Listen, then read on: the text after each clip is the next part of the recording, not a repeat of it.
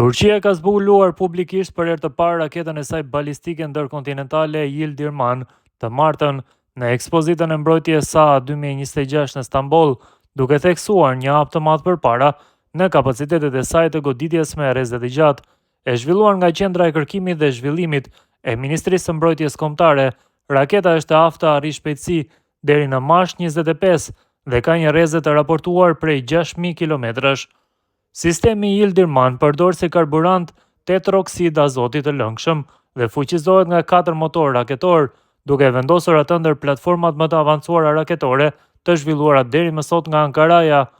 Zbulimi u bë në kuadër të ekspozitës ndërkombëtare të mbrojtjes dhe të hapësirës ajrore SAHA 2026, ku kompanitë kryesore turke të mbrojtjes dhe institucionet publike po prezantojnë teknologji të reja në fusha të ndryshme. Debutimi i Yildirim vjen në një kohë kur Turqia po vazhdon të zgjerojë industrinë e saj të mbrojtjes, duke investuar fuqishëm në sisteme raketore, platforma pa pilot, mbrojtje ajrore, aviacion dhe teknologji hapësinore. Ekspozita SAHA 2026 e organizuar nga SAA Istanbul është ndërruar në një nga ngjarjet më të rëndësishme të industrisë së mbrojtjes në rajon, duke mbledhur kompani globale të mbrojtjes, delegacione ushtarake dhe zyrtar të prokurimit.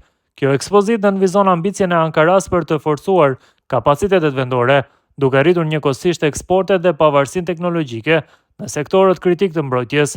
Turqia ka prezantuar fuqishëm avancimet e saj në industrinë e mbrojtjes dhe hapësirës ajrore në Stamboll, që në ditën e parë panairi ka tërhequr vëmendje të madhe për shkak të sistemeve të avancuara që janë zbuluar, duke përfshirë raketën balistike me errezë veprimi deri në 6000 kilometra. Ekspozita e organizuar nga SAA Istanbul po zhvillohet në Istanbul Expo Center dhe do të qëndrojë e hapur për vizitorët deri më 9 maj. Ajo ka shërbyer si platformë ku kompanitë kryesore turke të mbrojtjes prezantojnë teknologjitë e tyre të fundit. Një nga momentet më të spikuara ishte prezantimi i raketës balistike me errezet e gjatë që arrin deri në 6000 kilometra. Ky zhvillim sinjalizon një hap të rëndësishëm në aftësitë strategjike të Turqisë, duke e pozicionuar atë në një nivel të ri në aspektin e goditjeve me errezet e gjatë. Në fushën e teknologjisë pa pilot, kompania Baykar prezantoi 3 produkte të reja strategjike: dronin kamikaz K2 dhe municionet inteligjente Loitering Mazrak dhe Sivirsnek. K2 konsiderohet ndër më të mëdhenjtë në kategorinë e tij, me një kapacitet ngarkese mbi 200 kg dhe i projektuar për operacione në tufa, veçanërisht në mjedise me luftë intensive elektronike. Ndërkohë, Mizrak ofron një errezë veprimi mbi 1000 km dhe mund të mbajë mbi 40 kg ngarkesë, ndërsa Sivirsnek është konceptuar për të kombinuar misionet e zbulimit dhe goditjes në operacione taktike. Përveç këtyre risive, Baykar ekspozoi dhe platformat e njohura si Bayraktar, Kizilelma, Bayraktar TB2, TB3 dhe Akinci, si dhe raketat inteligjente Mini Kemankes. Në segmentin detar, kompania Kayçay Defense prezantoi Çelat, një mjet sipërfaqësor pa pilot me funksion kamikaz.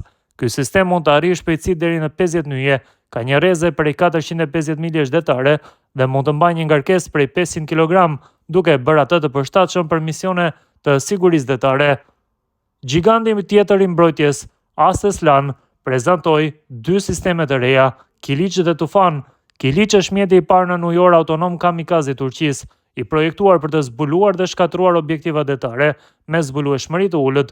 Nga ana tjetër, Tufan është një mjet sipërfaqësor pa pilot që mund të operojë në tufa dhe të kryejë misione zbulimi, mbikëqyrje dhe goditjeje, duke mbajtur një kokë luftarake me eksploziv të lartë. Në fushën e sistemeve raketore, Roketsan prezantoi 4 produkte të reja: Nester Qirit, anti-UAV, Sida dhe një raket mini cruise. Nester është projektuar për goditje precize me dëme minimale kolaterale, ndërsa të tjerat mund të neutralizojnë dronë në distanca deri në 8 km. Në segmentin toksor, BMC prezantoi mjetin Pamir 4x4, i aftë arri shpejtësi deri në 120 km/h dhe me një errezë prej 600 km, duke u përshtatur për transport të personelit